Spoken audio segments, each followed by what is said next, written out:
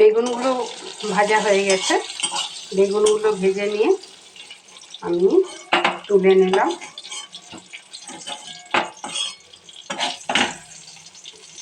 তেলটার মধ্যে আমি আরেকটু তেল অ্যাড করব।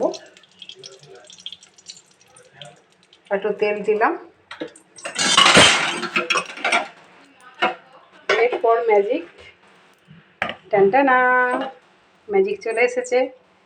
এবছরের প্রথম বিখ্যাত ডিমওয়ালা ইলিশ। স্বপ্ন, ঈশ্বরের অনেক আশীর্বাদ, যেরকম ইলিশ পেয়েছি, আমরা খেতে পাচ্ছি, ঈশ্বরের কাছে ধন্যবাদ জানাই। ঈশ্বর আমাদেরকে এই সৌভাগ্য দিয়েছেন বলে। তো এই ডিমটা আমি এইটা সহই তেলের মধ্যে আস্তে করে ছেড়ে দেব, প্রত্যেকটাতে ডিম। এবং এই ডিম বের করে নিলে যে টেস্ট সেটা কিন্তু থাকবে না, সেই জন্য এটা ডিম সহই রান্না করব। আর বাকিটা ডিম আলাদা রয়েছে, সেটাও একটা বড় পিস আছে, সেগুলো নুন হলুদ মাখিয়ে ধুয়ে রেখে দিয়েছি।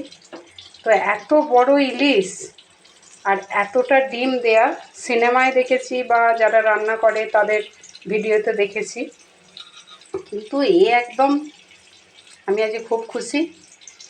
তো এই খুশি সবার সঙ্গে ভাগ করে নিই। আর রেসিপিটা আমি এদের জন্য তুলে রাখলাম।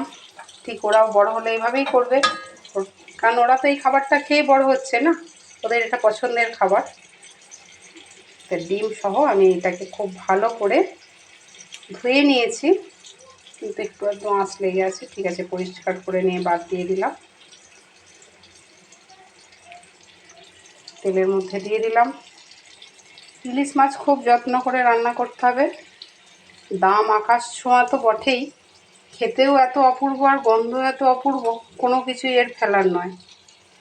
তো এটা আমি ভেজে নিয়েছি, আস্তে করে উল্টে উল্টে ভাজবো না, জাস্ট গরম তেলে দিয়ে এবারে আমি এটাকে উল্টে দেবো। হয়ে গেছে। কালকে কলা পাতা মুড়িয়ে করবো, আজকে কলা পাতাটা আমার কাছে নেই, তাই কলা পাতাটা দিয়ে করতে পারলাম না। গ্যাসের ফ্লেম একদম বাড়াবো না, একদম কমিয়ে রেখে দিয়েছি। জাস্ট এই হয়ে গেল। এবার আমি বেগুনগুলো দিয়ে দিলাম। এবার আমি সর্ষেটা বেটে রেখেছি, সর্ষেটা একদম ভালো করে ছেঁকে দিয়ে দেব। আর এই জন্য নারকেল খুব সুন্দর করে পেস্ট করে রেখেছি, এটা দিয়ে দেবো, দিয়ে ঢাকা দিয়ে দেবো। এরপর আর কোনো কথা হবে না, একদম খাবার সময় কথা হবে।